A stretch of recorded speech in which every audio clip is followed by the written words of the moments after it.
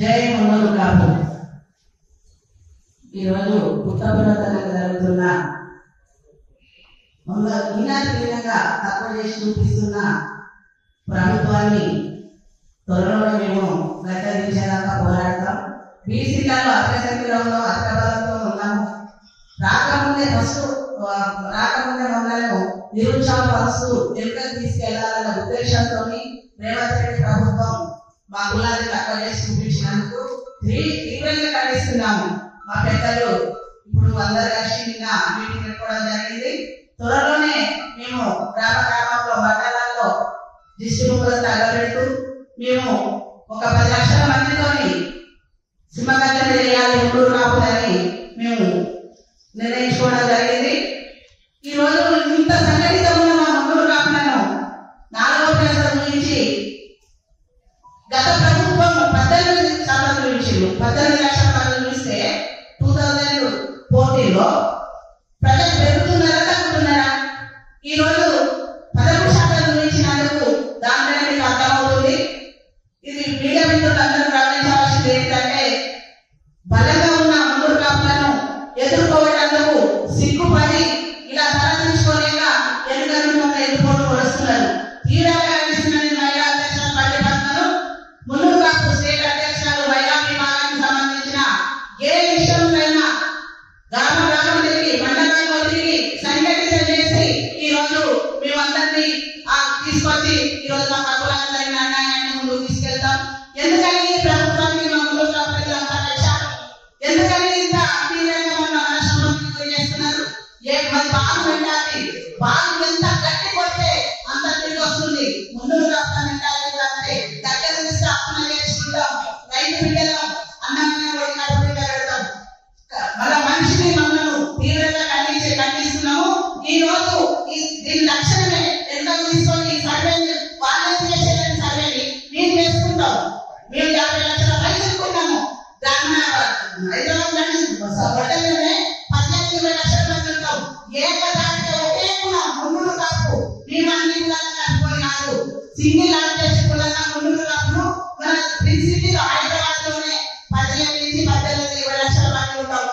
అలాంటి గ్రామంలో ఎక్కడ చూసినా మున్నూరు కాపులు ఎక్కడ చూసినా కూడా ఈ రోజు కొంత రాష్ట్రము మేము నిజామాబాద్ సైడ్ పటేళ్ళని పెట్టుకుంటాము, మైబూబ్నగర్ సైడ్ కొంచెం రెడ్డి అని పెట్టుకుంటాము, పటేళ్ళని పెట్టుకుంటాము.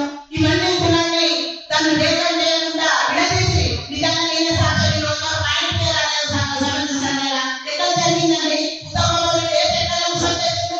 ఇళ్ళగా వచ్చి చేసిందా లేక ఉత్సవం చేసిందా? రమ్మని చెప్పండి. బీసీ మినిస్టర్ ఎందుకంటే బీసీ సగం చేసినప్పుడు బీసీ మినిస్టర్ పెట్టాలి. ఓసీ మినిస్టర్ పెట్టే బీసీలకు చేయగలుగుతుంది, బీసీలకు చేయగలుగుతుంది.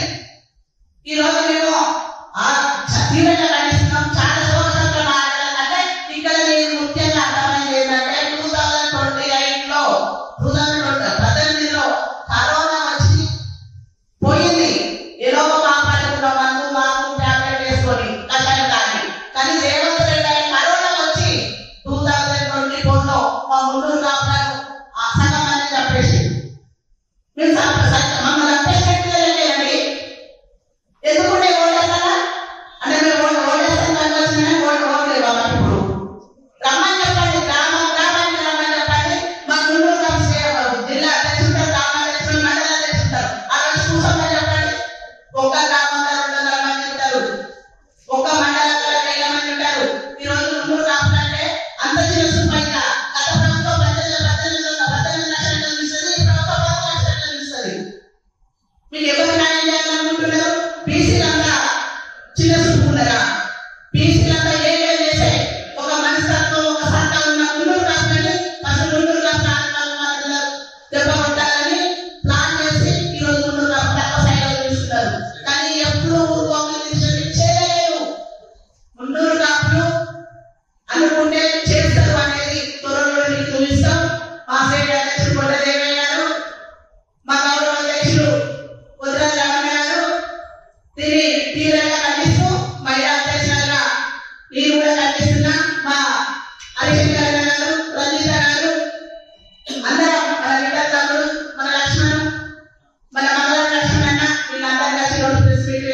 ఈ ఒక ప్రెస్ మీట్ నాలుగు గోడల మధ్య 4 చౌరస్తాల మీద ధర్నా చేసి చూపిస్తాం.